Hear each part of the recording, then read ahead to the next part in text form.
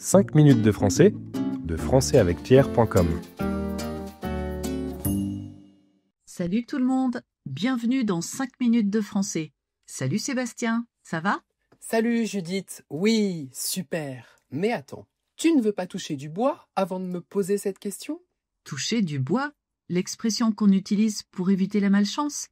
Mais pourquoi tu dis ça? Parce qu'aujourd'hui, on va parler de superstition. Ah d'accord, alors ça tombe bien parce que j'ai une question pour toi Sébastien. À ton avis, combien de Français se disent superstitieux? 30%, 50% ou 70%? Je dirais 30%.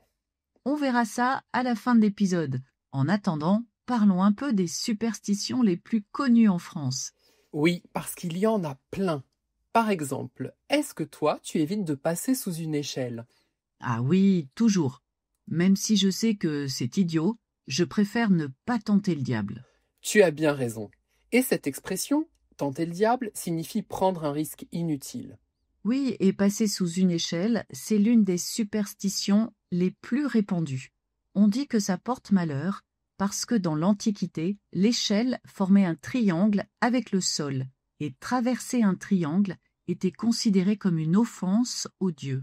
Ah oui, je ne savais pas. Et que penses-tu du vendredi 13? Ah, le fameux vendredi 13. Alors, il y a deux écoles. Certains pensent que c'est un jour de malchance, d'autres, au contraire, croient que ça porte bonheur.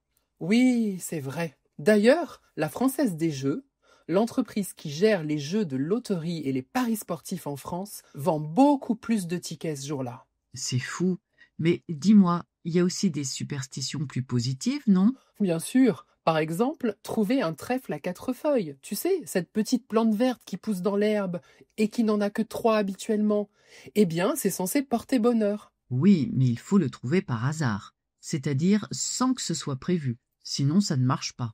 Et il y a aussi l'idée que casser un verre accidentellement signifie qu'on va recevoir une bonne nouvelle. Ah bon? Je ne savais pas. En revanche, attention. S'il s'agit d'un miroir, là, c'est 7 ans de malheur. Oh, quelle angoisse! Apparemment, cette superstition vient d'une croyance romaine selon laquelle le reflet représente l'âme et casser un miroir endommagerait cette âme. Oh, c'est poétique. Et les chats noirs alors? Ah, ça divise aussi. Ce qui veut dire qu'il y a autant de personnes pour que de personnes contre. En France, croiser un chat noir peut être vu comme un mauvais présage, c'est-à-dire un signe annonciateur de malheur, surtout s'il traverse la route devant toi. Mais en Angleterre, c'est un signe de chance.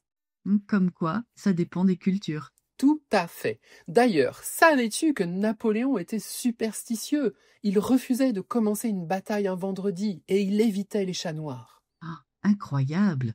Comme quoi, même les grands stratèges ont leurs petites croyances. Eh oui. Bon, revenons à notre question.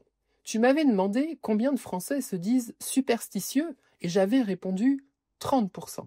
Eh bien, bonne réponse.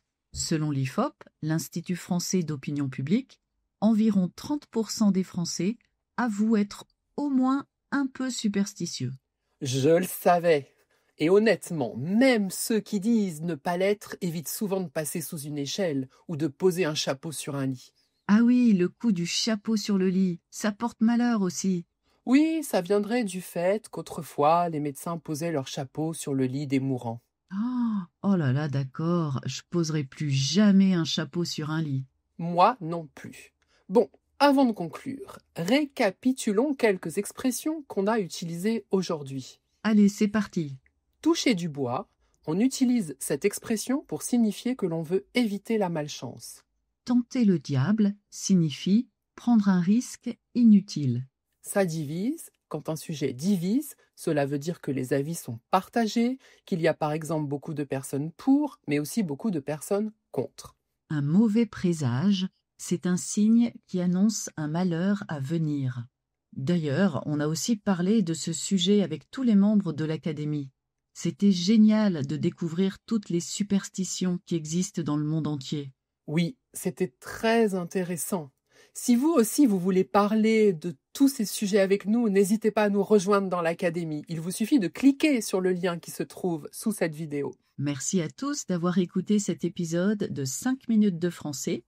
Et surtout, n'oubliez pas de toucher du bois avant de quitter cet épisode et de vous abonner. Très bon conseil. Je vous rappelle que vous pouvez également retrouver le podcast, le PDF et la transcription de cet épisode sur notre site. À bientôt tout le monde. Au revoir. 5 minutes de français, de françaisavecthierre.com